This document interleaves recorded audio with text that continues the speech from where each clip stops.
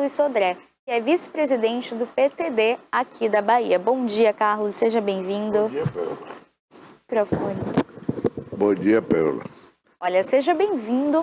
Agora eu queria entender de você qual é, então, a posição atual que o partido ele tem aqui na Bahia. Eu saúdo os assinantes e telespectadores da TVI, da heróica TVI, como eu digo, fruto desse heroísmo liderado por Barbosa Filho, e que eu vejo que agora se prestigia com presença jovem como você. E quando falo em Pérola, que é seu nome, eu lembro logo de Castro Alves, né? A luminosidade lânguida de um colar sem fio de pérolas que são as estrelas da figura de Castro Alves. Mas eu dizer a você que a vida é assim, a gente às vezes quer se recolher um pouco, e no meu caso de uma longa trajetória de 60 anos de atividade política desde menino, política estudantil aqui em Itabuna, na região, e participando da política do Estado, a gente às vezes se recolhe porque tem outros projetos, no meu caso, projetos literários que eu estou desenvolvendo. Só escrevi, publiquei um livro, quero escrever e publicar mais, estou fazendo um pouco disso. Voltei à região, a viver inclusive na zona rural aqui da região, e retomar meu contato mais próximo com a minha terra.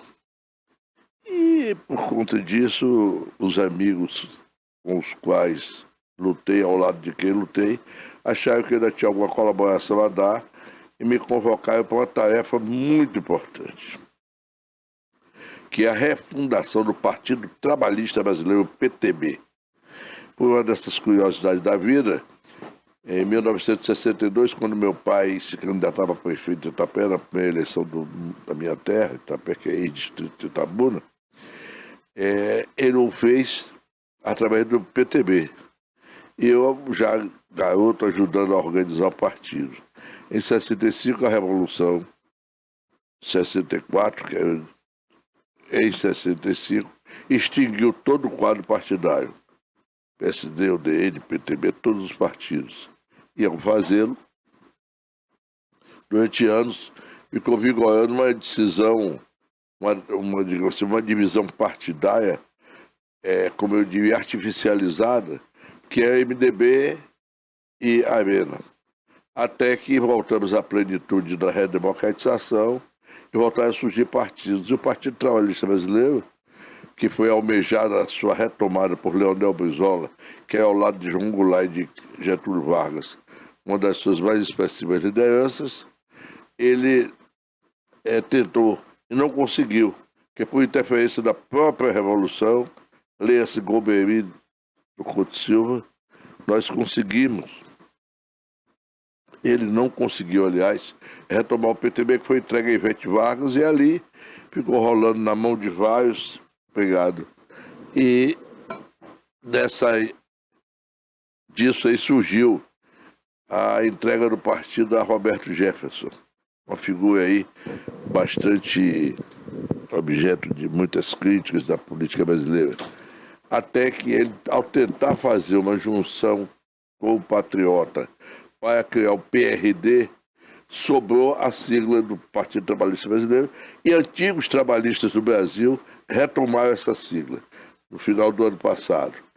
E eu fui convocado para fazer parte desse trabalho, que na Bahia tem como presidente da comissão provisória o doutor Marcelo Barreto, e me foi oferecido poder estar nessa liderança desse processo, e por último fui designado vice-presidente e me dispus novamente a lutar para que a gente dê ao Brasil uma opção partidária e saia desse corredor estreito, dicotomizado, fanatizado, polarizado, sobretudo pela via da fanatização, entre o que eles chamam de esquerda e direita, de um lado e do outro, quando eu acho que a gente tem que procurar o centro do equilíbrio, da síntese daquilo que melhor serve ao Brasil, daquilo que melhor pode pacificar a família brasileira, restaurar as condições de toda a ordem, sobretudo que possa conquistar a juventude para o trabalho de reconstrução política do Brasil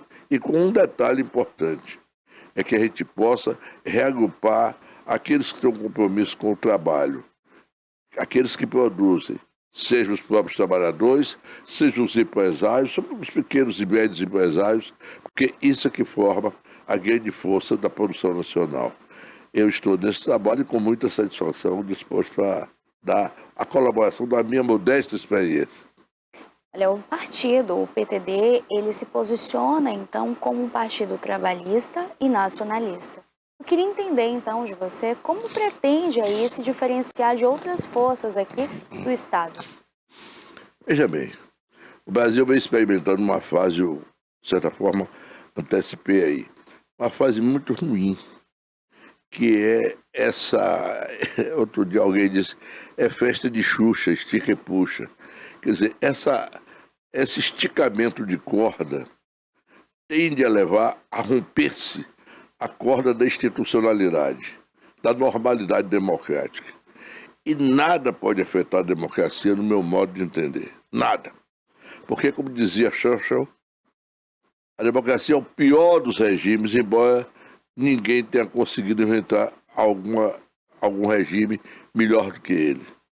Então, a gente tende, através da democracia, criar uma sociedade de vida saudável, politicamente respirável, e que todos possam ter bem exercido seus direitos. Aquilo que sai disso é a normalidade. E a normalidade já tem um freio da lei, da Constituição, para exatamente conter aqueles ímpetos que saem desse campo de normalidade, dessa via da legalidade. E acho que defender os interesses nacionais.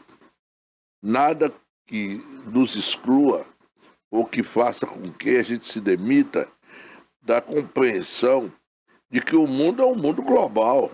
Né? Então, quando, por exemplo, alguns países querem exercer ainda hoje uma hegemonia no grito, eles fazem muito ruim. Porque eu acho que esse sistema de influências econômicas, em que os recursos das nações, das civilizações mais adiantadas dominam um pouco a cena com sua influência, é o processo da luta normal, civilizada. Agora, quando é imposição unilateral, é uma forma de violentar as relações e a normalidade das relações entre os povos. Olha, o PTB, ele faz alianças tanto com a esquerda quanto com a direita. Eu queria entender hoje como que você analisa o atual governo baiano. Eu acho que o PTB não é o caso de fazer alianças com um lado ou com o outro, embora a aliança seja, digamos assim, o expediente utilizado para a prática da democracia. Mas é preciso observar o seguinte, porque nós temos que ter uma postura independente, em primeiro lugar, capaz de aplaudir o governo naquilo que ele estiver certo, ter independência e, sobretudo, para fazer a oposição crítica, construtiva, naquilo que estiver errado. E a oposição também, naquilo que ela estiver certo, eu acho que a gente deve subscrever a posição dela. Esse descompromisso com o alinhamento com quem quer que seja, ou com as benesses do governo, por exemplo, o PDT da Bahia, por exemplo, fica dançando entre hora está com um lado que está dominando a prefeitura de Salvador e a outra do governo. Nessa dança, eu acho que o espírito de Leonel Brizola se revira dentro do túmulo. Porque a compreensão é de que o interesse público é que deve presidir e não interesses individualizados. Então, a prática política mal feita não é o que deve desvirtuar a atividade política, mas, e sobretudo, não deve se tornar digamos assim, descrente à população de que a política não seja o melhor caminho para organizar a sociedade. E não existe, fora de partido político, nenhuma organização que possa fazer a organização política da sociedade. As religiões se organizam em função das suas crenças, da fé, mas não da atividade política. Não é o seu papel, né, dentro do ordenamento social. Olha, o partido, ele vai trazer nomes, vai trazer candidaturas aqui na região nas próximas eleições? Com certeza. Com certeza. Nós, modestamente, pensamos em distribuir no território baiano nas várias jurisdições eleitorais do interior, a presença de companheiros que vão começando a se definir por seguir a Carta de Vargas e os princípios do trabalhismo que deu mais do que qualquer outro partido ao Brasil, deu o voto da mulher, deu 13º, deu férias, a CLT, que já precisa até de sendo adaptada aos tempos novos, que é natural, mas é ao PTB que se deve as maiores conquistas. E o fato do PTB ter andado em estrada errada não quer dizer que a gente não possa corrigir o rumo. E conhecendo a figura da gente, nosso passado, sabe que isso é a garantia de que nós vamos retomar o legado histórico que no Brasil ficou em favor do trabalhismo. E trabalhismo aí, eu quero dizer que não é só os trabalhadores, muitos trabalhadores, mas também aqueles que produzem, os setores produtivos da sociedade. E a gente poder tentar fazer a independência econômica sempre sonhada, porque a gente luta sempre por um novo 7 de setembro no Brasil. Olha, eu queria saber também quais são as prioridades concretas hoje que o senhor irá trabalhar em cima aí para melhorar tanto a qualidade de vida do trabalhador baiano, quanto implementar outras medidas aí também que possam facilitar ali as negociações também entre empresários. O que tem de concreto para se trazer agora do PTD? Eu vou fazer duas coisas. A primeira é dizer, completando a resposta anterior, o seguinte, que nós vamos identificar nas regiões essas novas lideranças, vamos buscar nos quadros históricos que ainda estão aí vivos, mesmo que não tenham pretensão de candidatura, uma espécie de moldura moral para o retrato do partido. E buscar na juventude o braço da operacionalização, aqueles que têm um compromisso com o espírito do trabalhismo. E dizer a você, em resposta, e aí a segunda parte da resposta, para dizer assim, nós temos que encontrar o equilíbrio e a síntese, a convergência dos interesses entre o capital e o trabalho. Porque o capital e a propriedade precisam ser preservados na medida do quão justo é produzir e que aqueles que produzem possam ter a remuneração e incolumidade daquilo que socialmente é justo. Mas é preciso também que a gente trabalhe na linha de que os trabalhadores possam ter condições, né, de conviver bem com o capital e o capital com o trabalho, buscando aquilo que os une e não aquilo que os separe. E esse é um ponto, digamos assim, básico. E no mais, se você colocar o foco em cima da Bahia, é encontrar nas regiões a dificuldade. Por exemplo, o sul da Bahia padece hoje de uma dificuldade que vem de muito tempo, que agora se agrava, que é a representatividade, a representação política. Essa região, por exemplo, uma vergonha, a ponte do Rio Jequitinhonha, 60 anos sem manutenção, a imprevidência do governo ao seu departamento especializado de não ter preventividade e irresponsavelmente paralisar aquilo que precisava ser paralisado, mas que podia ser paralisado dentro de um certo planejamento de solução, mesmo emergencial, abrindo alternativa para não seccionar o progresso, interromper e engessar a economia com o tráfego, por exemplo, que vem do sul para o norte, sobretudo próximo do litoral, afetando o turismo, afetando o comércio, afetando as relações sociais. E isso é uma irresponsabilidade, e o governo do Estado é culpado por sua omissão no particular, e agora ficam tentando fazer jeito, fazer pirotecnia. Eu, sinceramente, acho que se a região não tem uma voz, não tem quem vocalize essa dificuldade, não tem deputado, não tem nada, fica um bocado de gente vindo aqui para querer encher o alforje eleitoral, dar as costas e depois, perto da eleição, começa a aparecer para enganar. A região precisa ter uma voz sua, de seus representantes, seja qual for o partido, compromissado com a região. O PTB vai ter isso, porque o PTB entende que o sul da Bahia precisa falar. E precisa falar em função, em derredor, em favor de suas aspirações, de suas necessidades, denunciando as suas dificuldades. Nós não podemos ter nenhum compromisso com o governante, com liderança nenhuma, porque empregou a mulher da gente, porque empregou o filho da gente, porque mandou um banco do governo fazer um empréstimo especial. Nós temos que pensar no interesse coletivo. Fiz minha política a vida inteira e por isso eu me apresento como uma pessoa pensando assim, independente de ter ou não ter candidatura. Olha, agora em sua opinião, eu queria entender o que falta aqui para que essa região ganhe, então, ali, uma nova liderança política, amplie os horizontes. Em primeiro lugar, vergonha. Nós temos que chamar a vergonha, o siso, o orgulho, a responsabilidade, que o problema é nosso. Nenhum líder político do Estado vai vir aqui resolver isso para nós, não. Nós é que temos que amanhecer e dizer, nós somos daqui, queremos fazer valer os interesses daqui. Nós temos que levar para fora a nossa liderança, e não trazer liderança de fora para dentro. A região já teve, com o peso econômico do cacau, com sua pluralidade econômica, com sua base agronômica, o agrícola diversificada, sim, a região sempre teve como influenciar e vem perdendo. Essa cidade, por exemplo, Itabuna, crescendo como rabo de cavalo, perdeu população no penúltimo para o último censo, e também em mãos também inadequadas, né? É natural que enfraqueça a sua capacidade. Você vê Itabuna, a conquista estava atrás de Itabuna há anos atrás, hoje está muito na frente. Muito à frente, e acho que isso tem que mexer com o brilho da gente, com a vergonha da gente. A mesma coisa, não tem um deputado federal. Não tem um deputado federal. Aqui é o seguinte, as pessoas ficam achando que pode continuar nesse negócio de pagar 1 milhão para o outro não ganhar um tostão.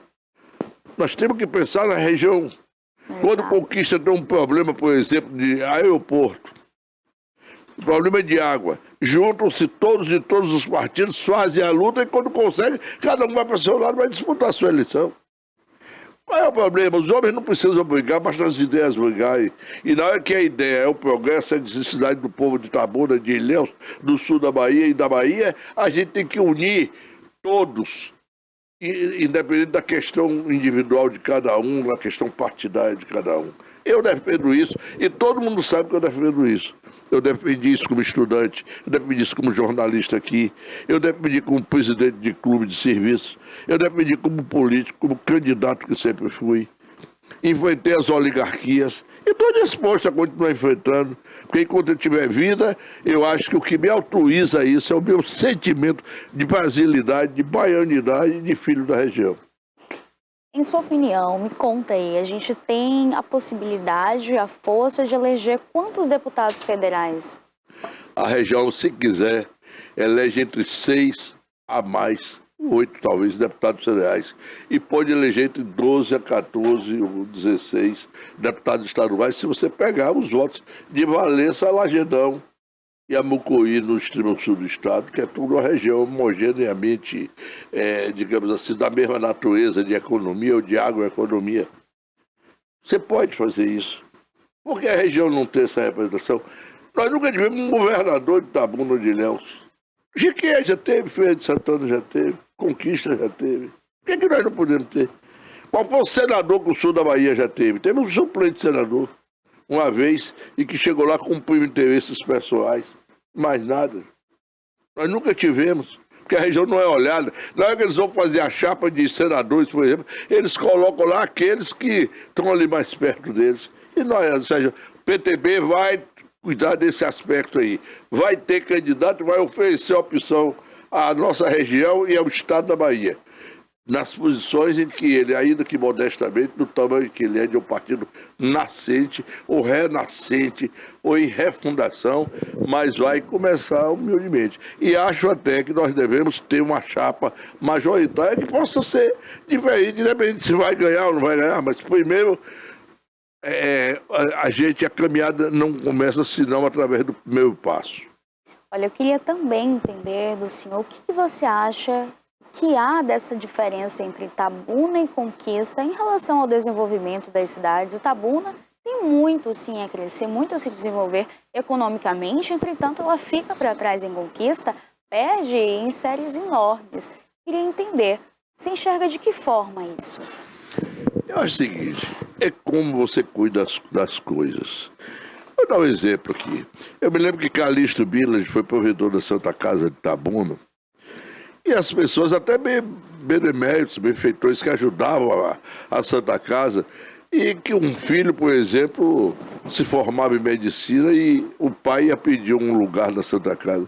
Calixto disse, vai fazer uma pós-graduação primeiro. Mas não, pós-graduação não entra.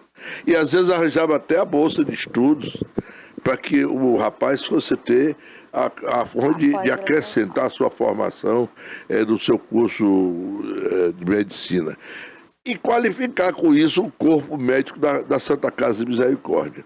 Esse tipo de exigência é apenas um sinal de como você cuida das coisas. A medicina de Itabuna é boa, mas a de Conquista se desenvolveu muito mais.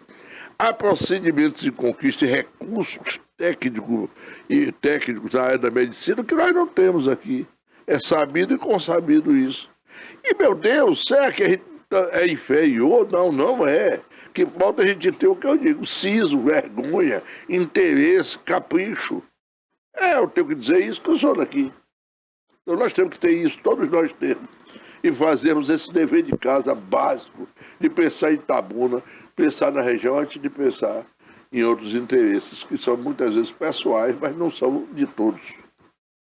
Olha, agora outro assunto também que eu queria tratar com o senhor é sobre a atual violência, criminalidade, os índices enormes aqui da Bahia. A Bahia é um dos estados que se destaca aí nesses fatores, né? A gente vê os nossos jovens, a gente vê o trabalhador que vai trabalhar, que segue. Aconteceu agora em Salvador, né, na capital da Bahia, inclusive um episódio desse. Uma menina, uma jovem, estava indo ao trabalho, uma cirurgiã dentista, quando ela foi baleada ali na Avenida Paralela, e 2 elementos haviam feito ali um assalto bem próximo e foram correndo ali para a Avenida Paralela e aconteceu esse tiroteio, ela foi atingida e acabou morrendo, né, sendo vítima aí fatal dessa tragédia. Eu queria entender como que você enxerga hoje, politicamente, essas questões, porque os dados mostram mortes por minutos, tanto decorrentes de assalto, a criminalidade que não tem mais um respeito, o cidadão, ele simplesmente deixa de viver, né, em prol de tudo isso. Veja bem, a questão da segurança, ela tem 2 aspectos fundamentais. Eu vivi na área, não é? Trabalhei na área do sistema penitenciário, que é uma ponta, integra a constelação dos meios de realização do processo da segurança pública. Uma coisa que eu vou dizer, alguém vai dizer assim, você está dizendo uma coisa que é lugar comum, porque continua sendo. Você tem raiz disso, como de outros problemas da saúde, da educação, na educação, do comportamento social, na educação, ou da falta dela, ou da deficiência dela, ou da insuficiência dela. A outra questão é operacional.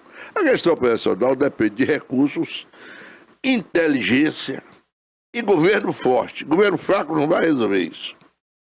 O governo fraco não vai resolver isso.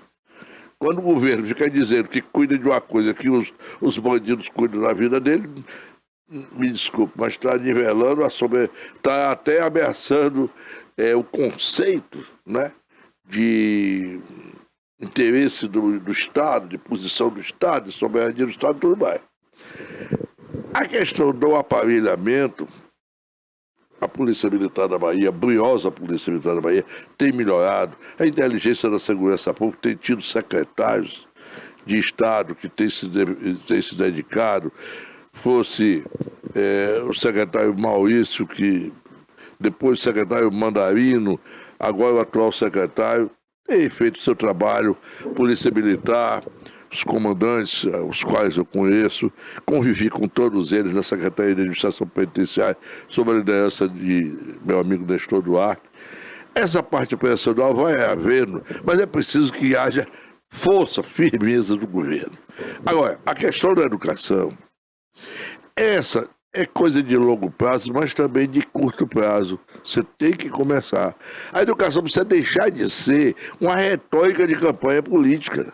Porque a efetividade da educação no Brasil, eu diria assim, que concretude da educação, quer dizer, atitude política de fazer e não de ficar defendendo o que precisa ser feito, foi Leonel Brizola, gostem ou não gostem. Porque de 1959 a 1963, como governador do Rio Grande do Sul, construiu 6.400 escolas. Ninguém fez igual no Brasil, em tempo nenhum. Depois do Rio de Janeiro, quase 1.000 CIEPs, Centros Integrados de Educação, um modelo inspirado num baiano chamado Anísio Teixeira, desenvolvido e aperfeiçoado por Darcy Ribeiro, e que Brizola assumiu isso, e que a Bahia está copiando até com algum atraso, e eu soube até com algumas deficiências de funcionamento. Eu soube, que é muito grave, pedi até para apurar, porque isso me revolta. A mim que fui educador, que fui estudante, que sofro com isso, de ver um país precisando ter esse meio para melhorar a população, a qualidade da população, a mentalidade da população, para interpretar, para trabalhar, para decidir, para se envolver e para todos nós procedermos de forma a melhorar as condições. Agora, o crime se organiza, se alastrou. Dizer, por exemplo, que ele não se organiza com rapidez, isso não é solução. É a constatação que, me desculpe, que depõe contra a inteligência de quem faz isso. Mas virou uma questão central. Essa insegurança derruba o governo, porque o povo não se conforma de não ter mais tranquilidade. E se é um problema grave, precisa de todo mundo, inclusive da sociedade, precisa mais ainda do governo, porque o governo é o farol, é quem dá o norte, é quem dá o caminho, é quem aponta soluções.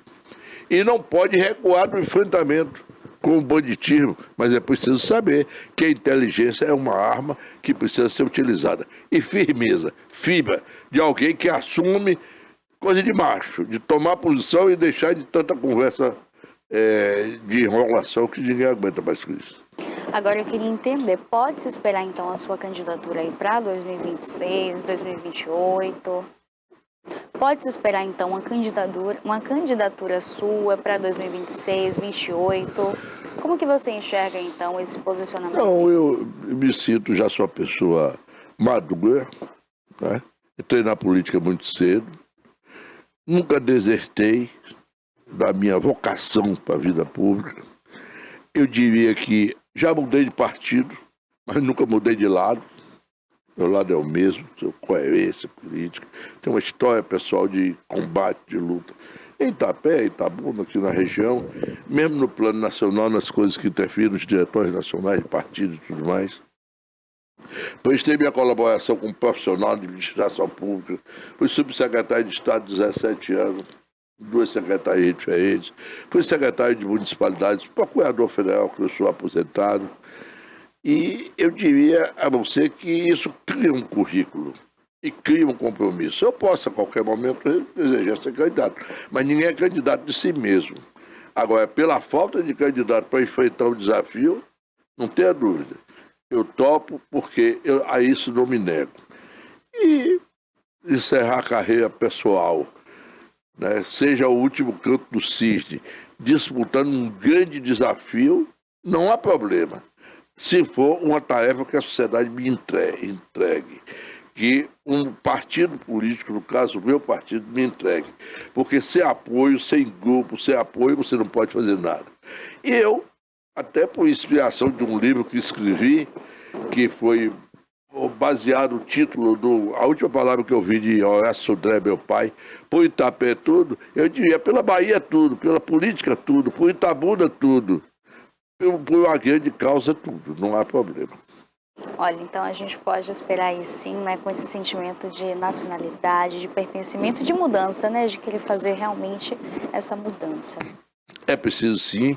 Eu disse ao presidente Vivaldo Barbosa de Oliveira, ex-deputado federal, presidente nacional do PTB, no dia que assumi fazer um trabalho e colaborar com o doutor Marcelo Barreto, que preside nosso partido, e com os companheiros que eu estou tentando agregar em várias regiões do estado. Eu já me comuniquei com 274 municípios dos 417 da Bahia.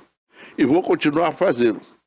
Vou continuar fazendo como quem faz um sacerdócio. Porque o idealismo não morre, porque nunca a gravata, nunca o paletó, nunca o tempo abafou o idealismo que vive na alma de uma pessoa que começou a vida lutando por grandes causas. Olha, qual é a ideologia hoje, então, do PTB aqui na Bahia? A ideologia é a ideologia do PTB. É a luta pelo trabalhismo, é a luta pela defesa dos interesses nacionais. Pegue a Carta Testamento de Getúlio Vargas, que nós estamos de ser fiel àquilo ali, porque aquilo ali atravessa os tempos. Não se trata de excluir o patrão, não se trata de deixar o empregado ser marginalizado, se trata de buscar com o patrão, com o empregado, a síntese que melhor sirva o interesse do Brasil. É esse que é o entendimento. Agora, para isso é preciso ter seriedade, respeitabilidade, credibilidade e ter uma história que autorize isso. Nem que queira agora ser Satanás pagando com a mesma. E, sinceramente, a gente já está bastado, cheio de muita enganação, porque o povo não está mais para isso. E acho que o povo vem aí querendo passar um rodo de renovação e eu percebo que nada será como antes.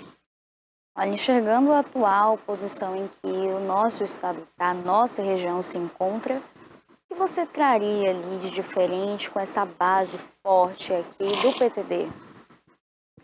Olha, a gente está exatamente desenvolvendo um trabalho de pesquisa de dados e de informações para que a gente, democraticamente, né, consensue sobre aqueles pontos que são aqueles mais urgentes. Sejam os emergenciais do dia a dia da vida do povo e sejam aqueles eixos de desenvolvimento mais importantes. Essa história de ficar só botando nos ombros do governo federal, quando a iniciativa deve ser de governo estadual e das lideranças da região. Agora, quando cada um estica para um lado, sinceramente, isso não vai para lugar nenhum. Eu defendo muito que os partidos possam conquistar as posições de uma forma encastoada. Mas o povo é quem decide, porque nós estamos numa democracia, é ele que vai dizer se o melhor é manter o atual governo, se é melhor colocar a oposição, se é melhor mesclar as duas situações. Eu acho que o panorama político está um tanto quanto, digamos assim, ainda longe de você ter clareza para poder defini-lo. Eu vejo, por exemplo, no plano nacional, você tem o presidente da República, em tese, candidato à reeleição, em tese.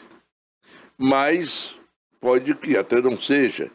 E o campo de oposição ainda se debatendo em por que caminho vai por ali. Isso influencia de forma vertical e para baixo, influencia. Vai influenciar na Bahia também.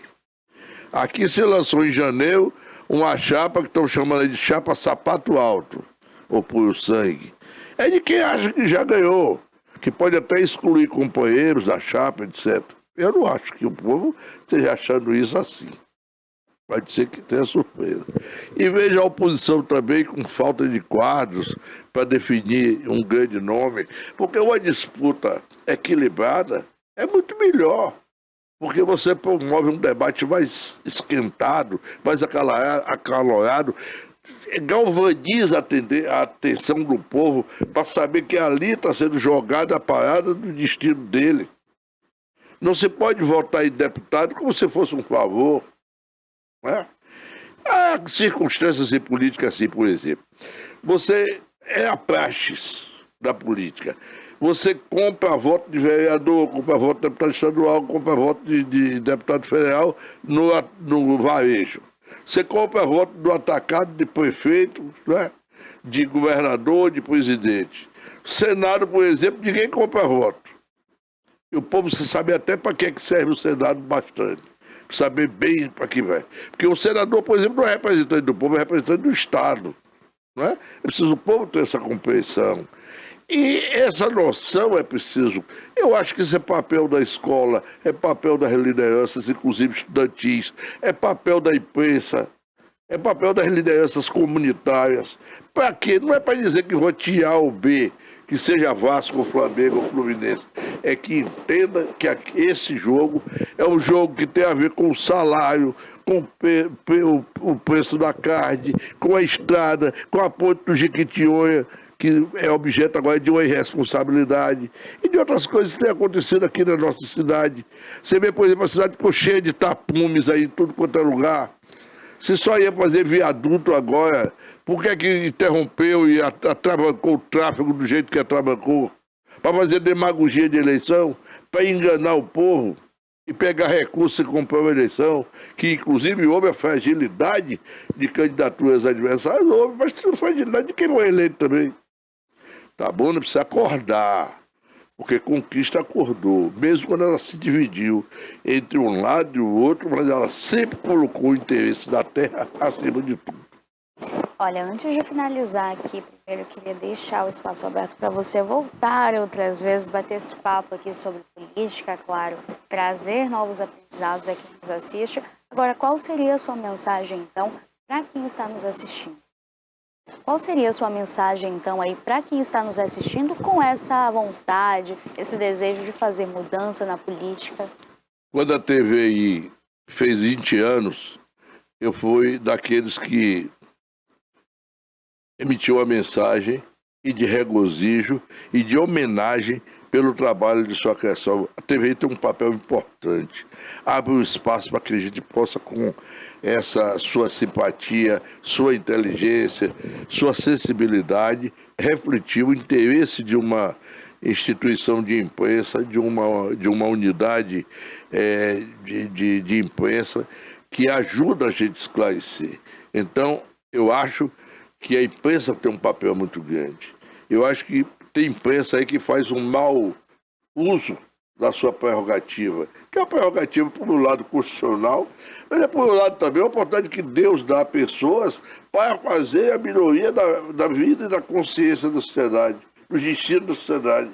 E acho que nós, daqui para frente, precisamos encontrar em cada lugar, em cada igreja, na sinagoga, na escola, no botequim, no estádio, onde quer que seja, a gente tem que criar uma consciência coletiva, uma consciência do que é melhor para a nossa terra. E isso é impessoal, e isso não tem nada a ver com personalismo, isso tem a ver com o interesse geral. Na hora o povo sabe separar o joio do trigo. Eu, da política, acho que o trabalho é de sacerdócio. E aí, quando a gente faz isso, a gente cria consciência, o povo tem sua sabedoria e vai saber em quem confiar. Olha, eu quero agradecer aqui a sua presença, a sua entrevista hoje, a sua participação, deixar aberto aqui as portas para que volte, a gente fale sobre política, conscientize, mude a forma de ver, né? Busque entender que os nossos interesses, eles refletem não no amanhã, mas no agora, também no hoje. Então que a gente faça boas escolhas, que a gente consiga ter, né, esse horizonte ampliado, que a gente enxergue realmente as necessidades políticas aqui da nossa região. Eu te agradeço aqui pela presença. Eu lhe agradeço bastante, agradeço a TV essa oportunidade. Voltarei com gosto de contribuir. Olha, a gente fica na expectativa já, hein? Pode contar. Pronto, a gente fica na expectativa. Isso! A gente fica na expectativa aqui, então, de seu retorno. Obrigada. Muito obrigado.